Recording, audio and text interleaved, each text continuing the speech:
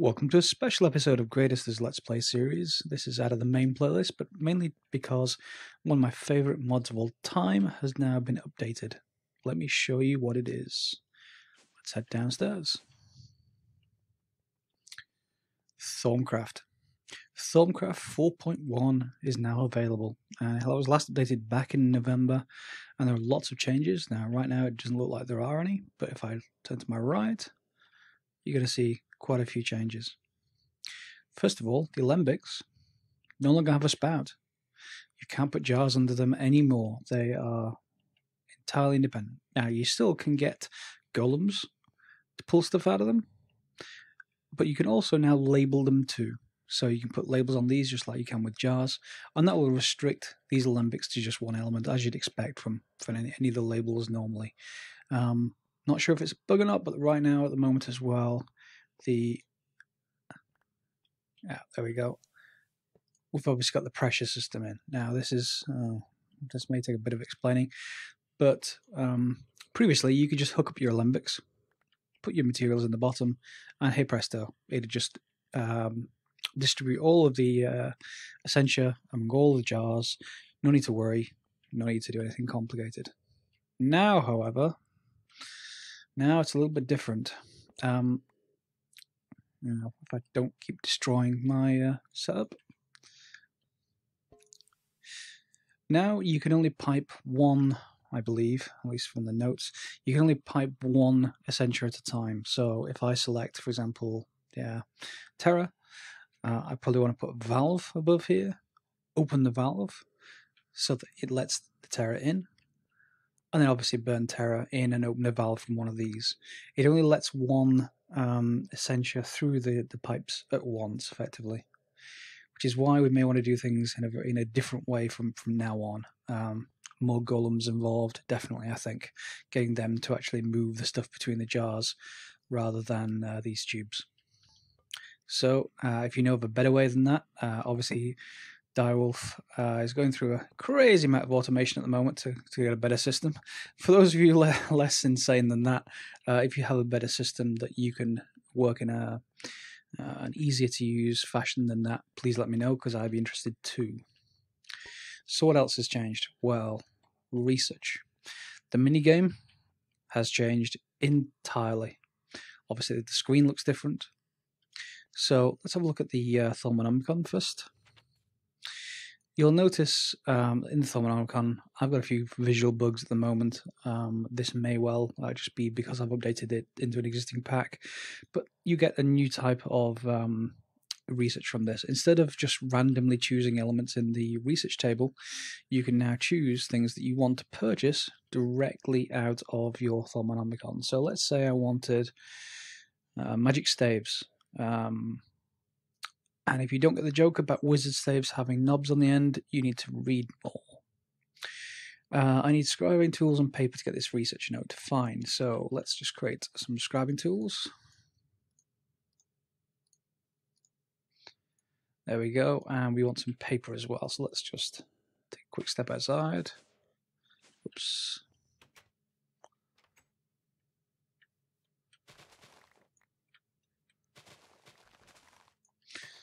And while I'm out here, those of you who had mana bean farms in the past, you are now going to cry.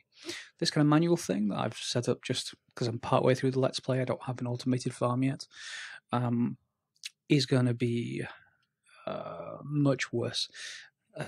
After this update of 4.1, if I now plant mana beans, as they are, they're going to take a lot longer to grow. These, again, only a couple of days in, or even less than that in Minecraft days, but now they're really going to need the Lamps of Growth, which is a fairly advanced item that you can get later in the research. If I remember where it is, I haven't got to it yet, but it's off the Arcane Lamp, if I remember rightly. So, back inside.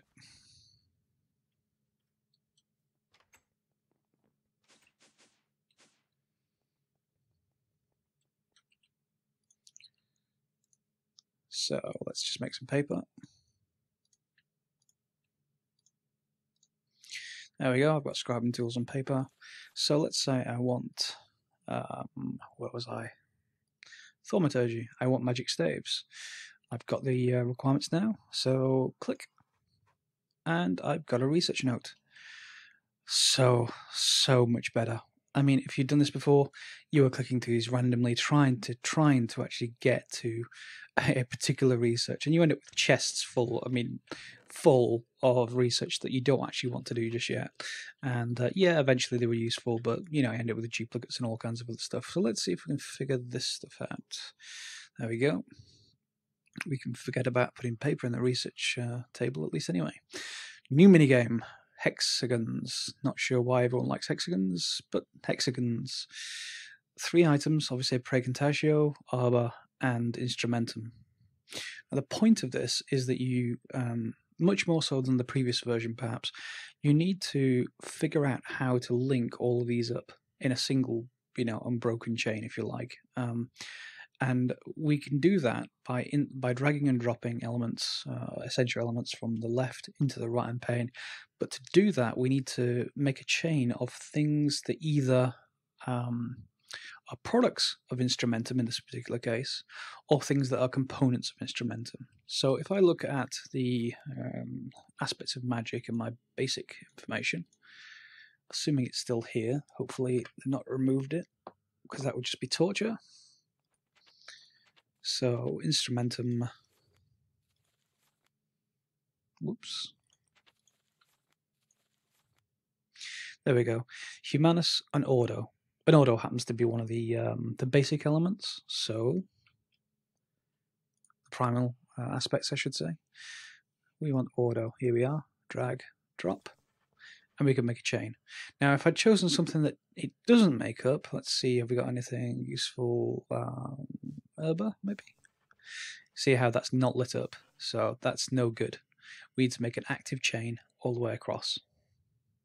So now I could try and do this on the camera and fail spectacularly so you can all laugh, or I can go away and do this while you're not watching. I wonder which one I'm going to choose. And we're done.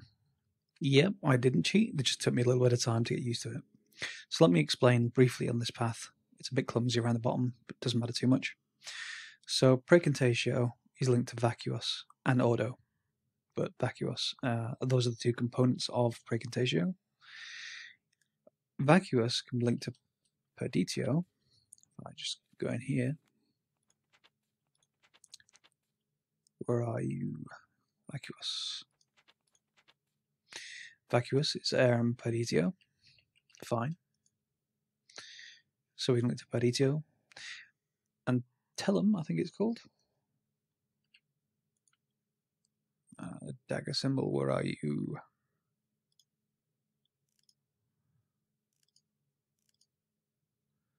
There we go. Yep, Tellum is also made by Perditio. And I think the other one that makes it, if I remember rightly, is Instrumentum. Oh wait, hang on. No, that's not right.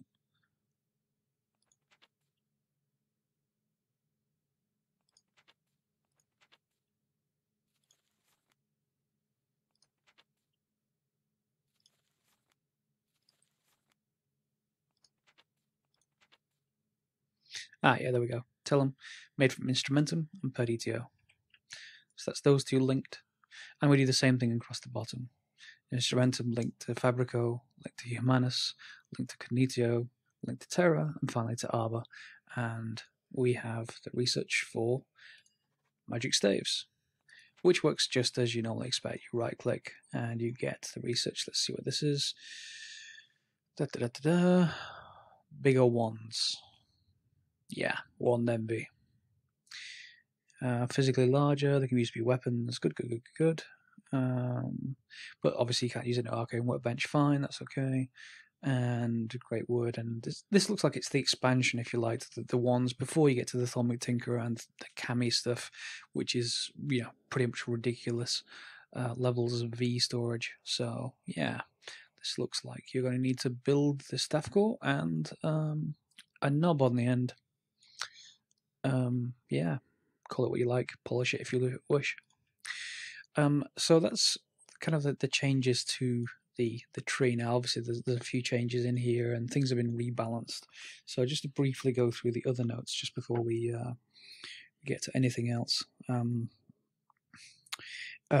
Yeah, we do make sure to keep scribing tools and paper on you, because now it looks like they're heading towards having it so that the lost research is only obtainable by scanning objects, or they're not got there just yet, but it looks like it's heading that way.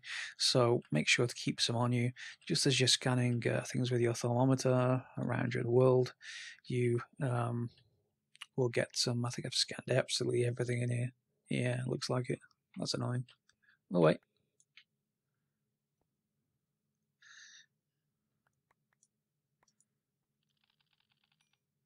There we go. And you swish effect.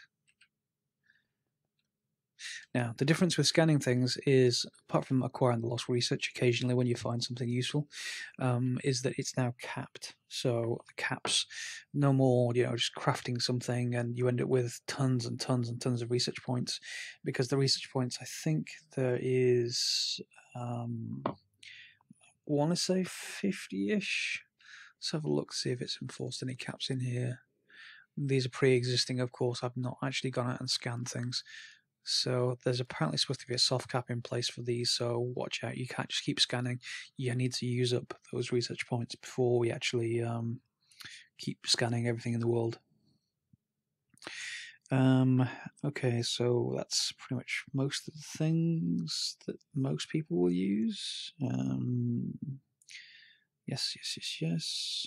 Okay, so remember when I said that the golems can now do this refilling? I believe you can also do this manually too. Let's just grab something.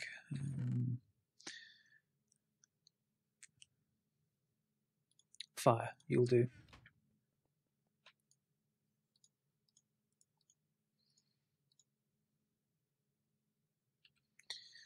Now, these should build up in the alembics like normal, but there we go, fire in the bottom one. I should be able to refill the jar from the alembic. There we go. And 53.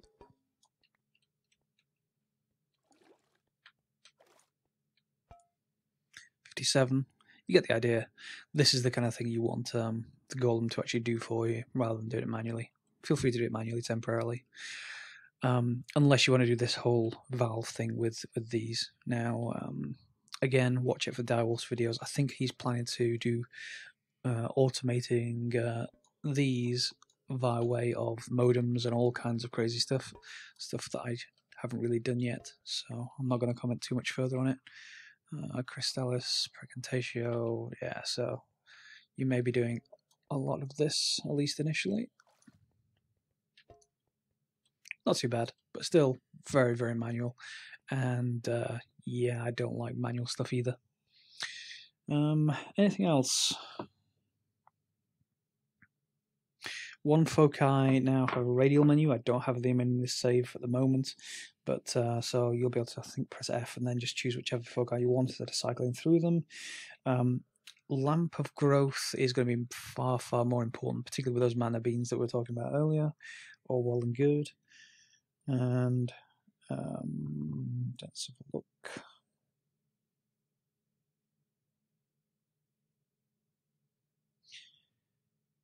Yeah, most of the stuff is just fixes, other than those. One important one. If you are out in the world, obviously you see these downstairs are my nodes. I've been out in the world, I've collected them, I've brought them back here, and they're useful for lots of different things. The problem with these is, especially when you try and collect them out in the world, and let's see if I have one nearby. If you've gone and drained them in order to initially charge your wand, the problem you're going to get is that they will be depleted. They won't recharge. Now, my base has a chunk loader, all well and good. They'll stay loaded all the time, particularly if you're on a server. This is if you're on a server, obviously. If you're not around, obviously they'll be unloaded with the rest of the world, and that causes a problem. Is that one down there? Nope. There should be one just over here.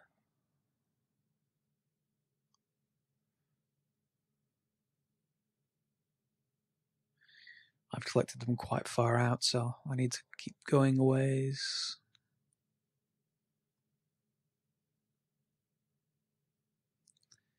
And while I'm traveling, the change is effectively that you don't need the chunk loaders any longer. If they're out in the wild and you want to recharge from them, even if you're not around, they should still actually charge themselves back up, which is much better. Here's one. Now, this may not have charged itself yet.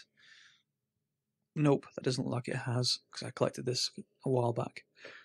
But hopefully now this should mean that we can fly around and recharge without the horrible pain of trying to get started in Thaumcraft, which is when you're flying around with these nodes, trying to get absolutely that recharge bar was here, so it doesn't count. Having to get all of these nodes at the start and then trying to move them back to your base is horribly painful to start. So very welcome change. And 1 second. I'm back at the base. Lastly, I think it's enabled in this version, are the mirrors, and I haven't again got them researched just yet, but you can send Essentia through them. Again, ideally things like Herba. You could generate it from, something like a dedicated with a label, Lembic. All well and good. Pump it into one of these jars, just like normal with a regular pipe, because remember there's only one type going in here. And then have a mirror next door, and then up to, I want to say 32 blocks, maybe 16, 32, something like that. Up to that far away, you can have another mirror and pull out the Essentia to things like lamps of growth, or anything else that uses Essentia effectively.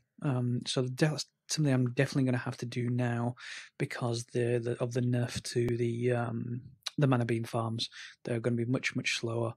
And I was hoping I could just leave it running permanently and not have to worry about Essentia mirrors and things like this automatic setup.